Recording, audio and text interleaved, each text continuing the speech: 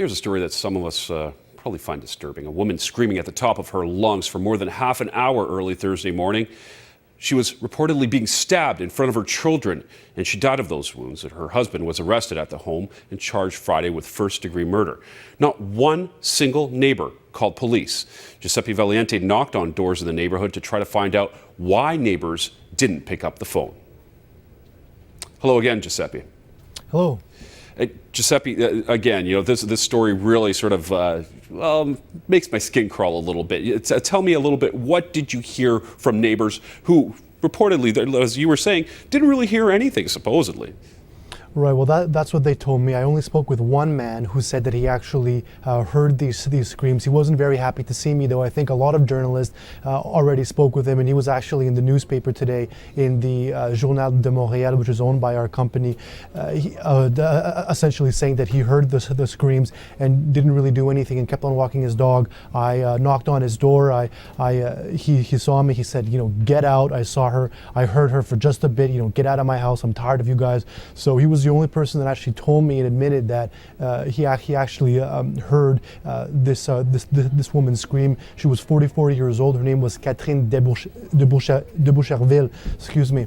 Now, all of the people that I spoke with today said that they didn't hear the scream, but had they heard the scream, they said that they would have called police. But I kind of talked to people a little bit about, I wanted to know essentially is how did they think, or what did they think the responsibilities were as a citizen, as a neighbor, living in an area and possibly hearing a domestic dispute.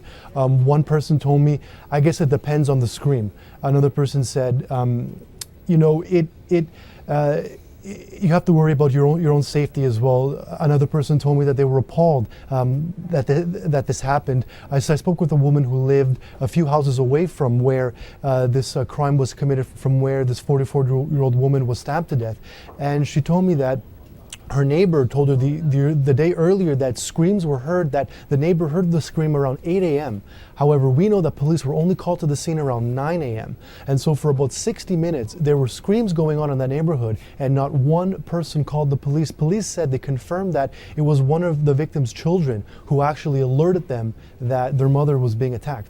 Unbelievable that the children had to witness this. And listen, I live in a pretty busy part of downtown Toronto. It's busy at night, on weekends. There's people screaming, there's women screaming, but it's usually screams of happiness. But any time, which happened on a couple of occasions, I'll tell you, when I hear somebody screaming for help or that it sounds like somebody's in trouble, I ran out that door just to double check. And if I had to have called the police, I would have. And if I had to interject, I would have stopped whatever would have been happening at the time. Is this cowardice that we're talking about, or is it just plain old people don't care anymore?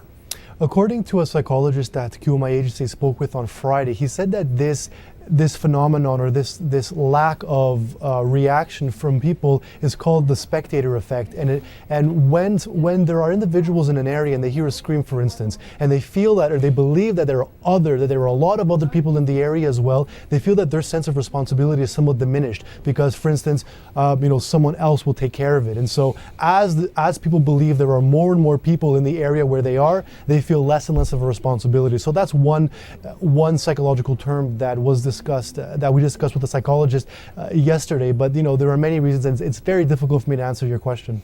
Well, you know what? I hope that people at home are realizing there's no excuse for anything like this. And if you need to help somebody, if you don't want to do it yourself, make that phone call to police. Thank you very much, Giuseppe. Okay, thank you. That was Giuseppe Valiente reporting live in Montreal.